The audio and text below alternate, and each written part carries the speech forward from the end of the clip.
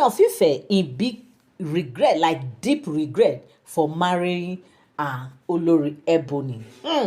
You are welcome back again to my channel. Nice meeting you here once again. It is my pleasure to have you here. If you are here and you are yet to subscribe to my channel, kindly help me hit the subscribe button and also turn on the notification bell. Give this video a thumbs up. But bear it in mind that all these are all alleged speculated stories. They are not for sound information. But as I get the gist on the street of social media, so I bring it here to your doorstep. Now, the rumor is that they said Ooni is actually in deep regret as we speak, allegedly, that he is actually regretting. Why is he regretting? Why is Ooni like looking back and say, if I had known, I wouldn't have married this woman. If I had known, I would have just let her be where she is. I would have just let her be. In fact, right now, because recently we've been hearing a whole lot how she has been coming out doing certain things ever since the return of her baby. It has been from one to another. Since the very first time she gave birth to her son, he named the son the crown prince, knowing fully well that Queen Naomi has called her son the true crown prince, which she was aware because she was also in the palace when Queen Naomi gave birth to Tadenikawo. She wasn't a total stranger. It was even Olori Toby that was even a stranger. But she was aware of everything. She saw everything.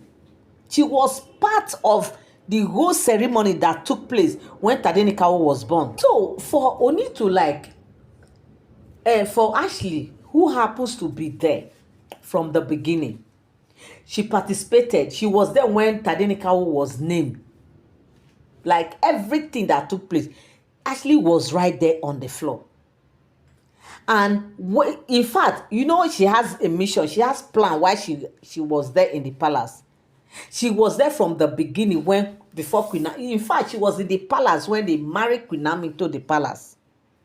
And at the end of the day, she became the fourth wife of the Ooni, not even the first. And the reason why they said she was the fourth, she became fourth, was because that she has given birth to, she has given birth before. Okay. Now, despite the fact that she wasn't the first, she wasn't the second, she wasn't the third, even though she was the Ooni's ayaba, some say concubine, we don't know, but all we know is that they said she was there in the palace. Now, she now gave birth to her son. She now went and named the son the true crown prince. Now look at the reason she's giving. She's giving this reason according to what we heard because she feels that she is from the Lafogidi family, who happens to be the ruling house, and also Ooni, who happens to be the city king. That is why I said the son is a true crown prince. Now the question people are asking, is Tade not the true crown prince? Of course, Tade is the way opener. She knows that without Tade, there won't be these other children. That is how it is. It shows that Tade has been destined that he will come as at the time that he came. And after Tade came, other children, okay, Toby had a son, she too had a son. And knowing fully well also that Olori Ronke is also from the ruling house, who happens to be the Kabiyesi ruling house. Now, if Ronke should give birth to her own son today, what will she now name her son? Now, she's saying that anybody can name her son anything you want to name her son. That is a free word. It is free. It is this. It is that. She's now making everything looks as if like she's into competition. Who is she competing with? Is it with Queen Naomi or who? So right now, what we heard, they said right now, Ooni is like, no, when Ooni look back, when he look around, he now like, if he had known, he wouldn't have married this woman. He would have just let her be the concubine that she is. He would have just let her be that palace ayaba. He wouldn't have even married her officially to become the ceremonial wives. Yes. Okay, she did to the extent that she now have to bring Ooni picture. Table Ooni picture like this, table her own son's picture. What is the meaning of all this? And she thinks that Oni will not be clapping for her that well done, that is my amiable wife, my beauty. No, it doesn't work that way. And because of all these things, Oni keeps seeing reasons why Queen Naomi will always be the best. Oni keeps seeing reasons why Queen Naomi will always come first. Because one, Queen Naomi is one person that she does not love, doesn't like anything called competition. She doesn't even know. If in fact, if they said if Olori Ebony happens to be in Queen Naomi's shoe, what she would have done to Queen Naomi if Queen Naomi were in her position that she was then? Hey, Queen Naomi would have, in fact, she won't even allow even a fly come close to Oni in that palace. Yes, she wouldn't have allowed anybody. Because why? She feels that she is the rightful person. Because according to the story she's been telling, is that she has known this man way back. Okay, the same person you've known way back. You did not stay with him when he was just an ordinary man out there. When he was there doing his business. You didn't want to marry. You went and married another person and gave birth to your daughter. While Oni was there giving birth to other children with other women. Where were you? Where were you? But because Oni has become the Oni Rishana, she want to fly in all these things.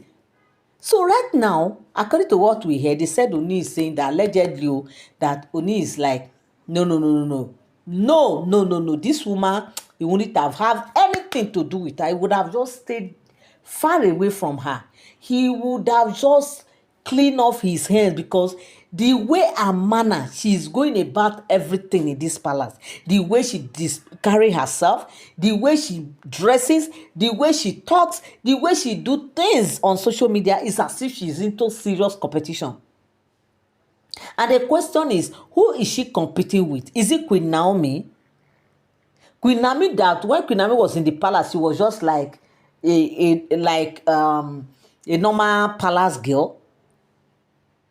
What is okay? Now it's trying to prove to Queen Naomi that yes, they are the owner of the palace. They owns the palace. They owns the Oni. That is just the meaning.